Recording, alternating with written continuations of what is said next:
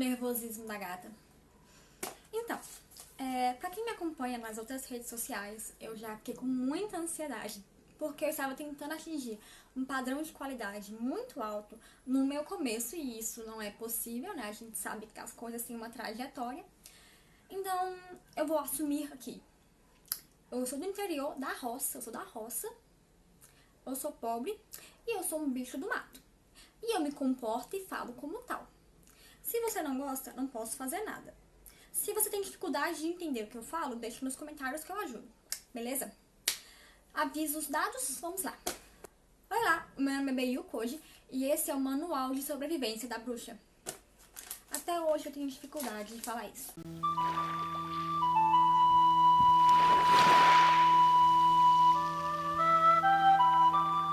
O aviso de sempre que vai ter em todos os vídeos. Tudo que tá aqui é com base na minha gnose. Ou seja, coisas que eu aprendi na minha vida, estudei em livros. Eu pego muita coisa da bruxaria moderna, após a década de 80, década de 90. Então pode ser que as pessoas aí que são ligadas a tradições mais antigas, hereditárias ou tradicionais, não concordem 100% com o que eu falo e tá tudo bem, tá?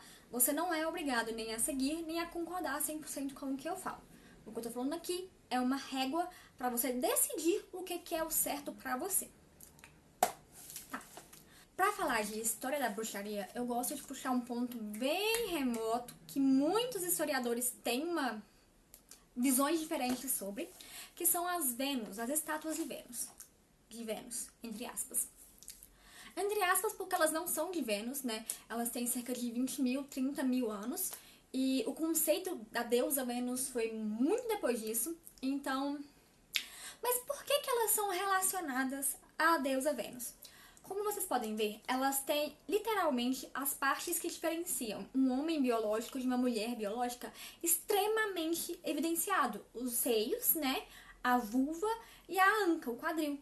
Essas regiões, elas marcam muito uma ligação de fertilidade, de amor, porque naquela época, tem-se, né, algumas teorias que naquela época eles não sabiam que o homem era necessário para fazer a criança nascer. Porque até o momento de nascer são 9 meses. Então tem-se aí uma teoria de que as mulheres eram tão idolatradas ao ponto de terem essas estátuas por causa disso, tá? É muito comum também ver pessoas falando que elas são deusas, tá? Representação de deusas. Não há dúvida entre os historiadores que elas realmente eram utilizadas em rituais de fertilidade, mas não existe nenhuma evidência de que elas são representações de divindades. Por quê? Por que eu comecei a falar disso, na verdade? Eu comecei a falar disso por causa de uma moça chamada Leroy McMurdo, que em 1996 soltou essa imagem, que é basicamente uma foto comparando a câmera posicionada na cabeça da estátua e a câmera posicionada na cabeça de uma mulher olhando para baixo. A proporção dos órgãos é muito parecida. Então tem-se aí uma teoria de que as mulheres fizeram essas estátuas observando os próprios corpos, tá? Uma coisa, ser um autorretrato, impede ela de ser um símbolo ritualístico? O que impede um autorretrato de ser utilizado para representar uma divindade? Mesmo não tendo nenhuma evidência histórica sobre isso, mas elas podem ter sido sobre protagonismo. E eu puxei esse ponto porque eu quero que você entenda que bruxaria é protagonismo. É claro que tradições vão existir alguns dogmas, dogmas são bons, dogmas não são seu inimigo. Guarda isso na sua mente. Pulando alguns milhares de anos, a gente chega nas sociedades mais conhecidas começando a se estabelecer. A gente pega ali a Suméria, a Mesopotâmia.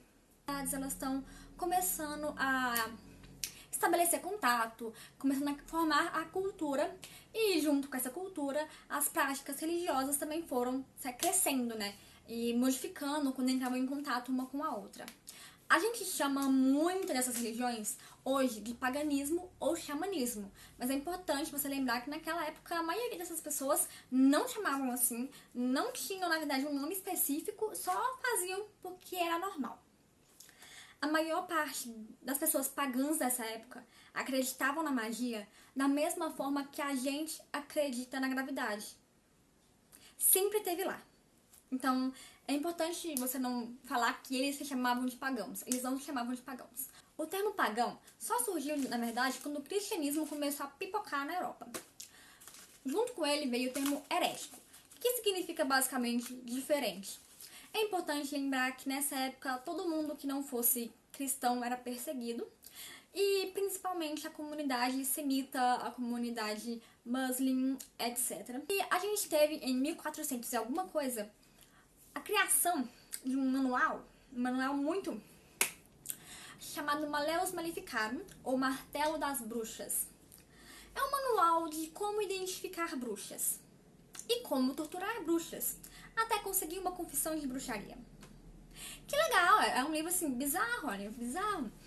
Mas aí a igreja resolveu que ia pagar algumas pessoas pra arrancarem confissões de bruxas, sabe? Então irem nas cidades, pegarem as bruxas e a igreja ia pagar. Que divertido, não é mesmo? A maior parte, 99,9% das mulheres que morreram na Inquisição eram cristãs, tá? Eu quero muito que você entenda isso. Eram cristãs que ou tinham uma cor de cabelo diferente, ou tinham uma pinta muito grande, ou falavam mal de outras pessoas, ou brigavam com o marido, tá? Qualquer coisa era motivo para ser uma bruxa. Então, quando você tortura alguém, geralmente a pessoa faz qualquer coisa porque ela prefere a morte.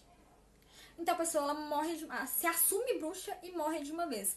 É muito importante que vocês lembrem que essa bagunça só aconteceu porque a Igreja Católica resolveu pagar em ouro pessoas para arrancar confissões de bruxa, tá? Ali no século XVI, século XVII, algumas vertentes ocultistas começaram a pipocar na Europa. Aí a gente tem a maçonaria, a gente tem os alquímicos, a gente tem vários movimentos, a maioria deles com base no judaísmo, e também alguns movimentos reconstrucionistas meio suspeitos. Como eles não tinham muitas bases históricas, eles meio que pegavam as coisas assim que eles tinham e iam preenchendo os buracos com o que vinha nas vozes da cabeça. Como, por exemplo, a lenda história de que os druidas vêm de Atlântida. E isso seguiu pelos próximos séculos.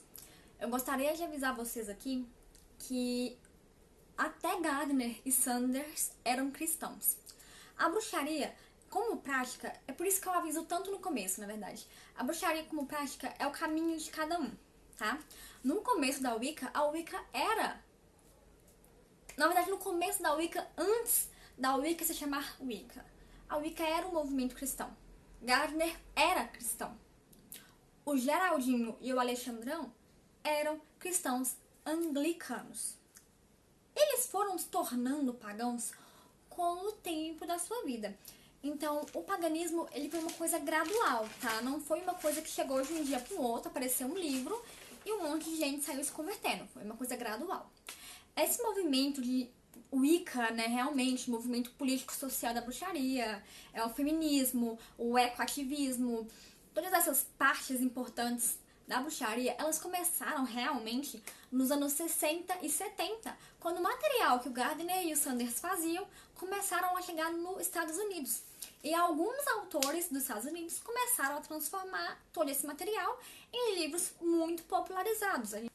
Nos anos 70, Scott Cunningham foi o responsável por difundir a bruxaria pelo mundo inteiro. Ele não era bem aceito, nem muito respeitado pelas tradições mais conservadoras e fechadas, tá? É importante vocês saberem que ele não foi aceito em muitas comunidades de bruxas, mas mesmo assim ele foi muito importante porque os livros se difundiram fácil. No Brasil aqui a gente tem algumas menções honrosas. A gente tem a Edith Monfeu, a gente tem a Tânia Gore, Márcia Franzão, a Márcia Franzão, o Claudinei Pietro, que são nomes muito importantes para a bruxaria brasileira. Particularmente, eu acho o material deles raso e com pouco fundamento. Já vou ser sincera. Hoje, graças à internet, nós podemos ter acesso a 90% do material disponível no mundo. Então não é realmente uma desculpa aí pra você não estudar. Eu vejo muito comum também, uma geração mais nova de bruxas que tem um medo da palavra dogma, tem um medo da palavra regras. Eu queria muito que vocês entendessem que isso é um trauma do cristianismo, tá? Vocês estão traumatizados e que os dogmas e regras da magia, eles servem para poder alinhar a sua prática com a de uma tradição. Você não é 100% obrigado a seguir. Não tenham medo dessas palavras, tá? Bruxaria é sobre honrar quem veio antes de você. É sobre honrar o planeta que você pisa. É sobre honrar você e a sua história. E a história de todos que tiveram que sobreviver e resistir para você estar onde você está hoje. Assim, a gente encerra nossa segunda jornada. Não esqueça de dar like, se inscrever, ativar o sininho e compartilhar.